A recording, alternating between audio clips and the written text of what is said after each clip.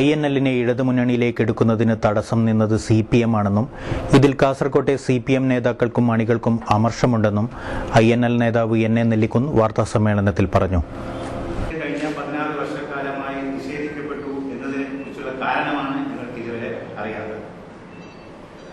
Party രൂപീകരിച്ചതിന് ശേഷം പലതവണ LDF-ൽ ഞങ്ങൾക്ക് ഒരു ഇടം വേണമെന്ന് പറഞ്ഞ് ഞങ്ങൾ LDF-ന്റെ പ്രത്യേകിച്ച് CPM-ന്റെ നേതാക്കന്മാരെ പലവട്ടം സമീപിച്ചു. പാർട്ടി രൂപീകരിച്ചിന് നേരിൽ കണ്ടാണ് അഭ്യർത്ഥന നടത്തിയത്. കഴിഞ്ഞ 5-6 വർഷം ഇങ്ങോട്ട് പലതവണ കത്ത് കൊടുത്തു. LDF-ന്റെ കൺവീനർക്കും അതുപോലെ തന്നെ CPM-ന്റെ സംസ്ഥാന സെക്രട്ടറിക്ക് ഞങ്ങൾ കത്ത് കൊടുത്തു.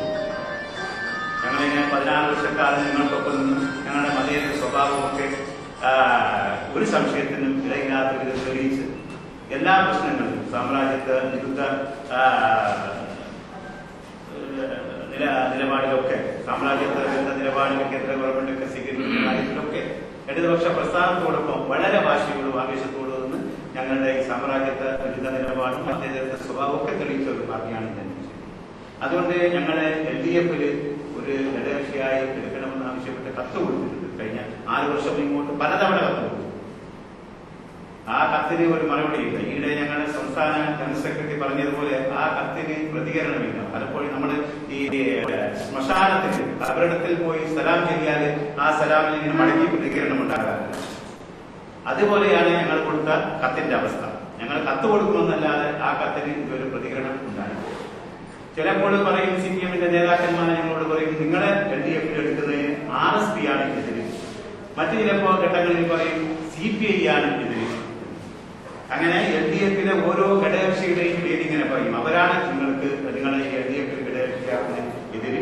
അപ്പൊ അവരുടെ എതിർപ്പ് ഇങ്ങനെ ഒരുക്കി തീരട്ടെ, എന്നിട്ട് നമുക്ക് ആലോചിക്കാമെന്നാണ് ഇപ്പോ നമുക്ക് മനസ്സിലാക്കാൻ കഴിഞ്ഞത്.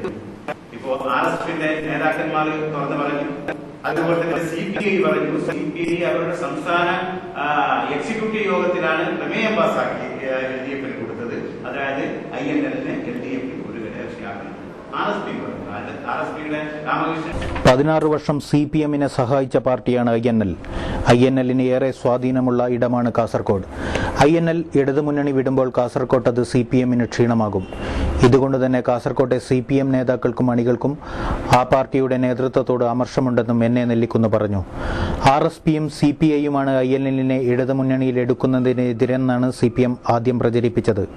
എന്നാൽ CPM-നാണ് INL-നോട് എതിർപ്പെന്ന് വ്യക്തമായി കഴിഞ്ഞു. INL-ന് എന്താണ് അയോഗ്യതയെന്ന് CPM വ്യക്തമാക്കണമെന്നും NA നെല്ലിക്കുന്ന് ആവശ്യപ്പെട്ടു.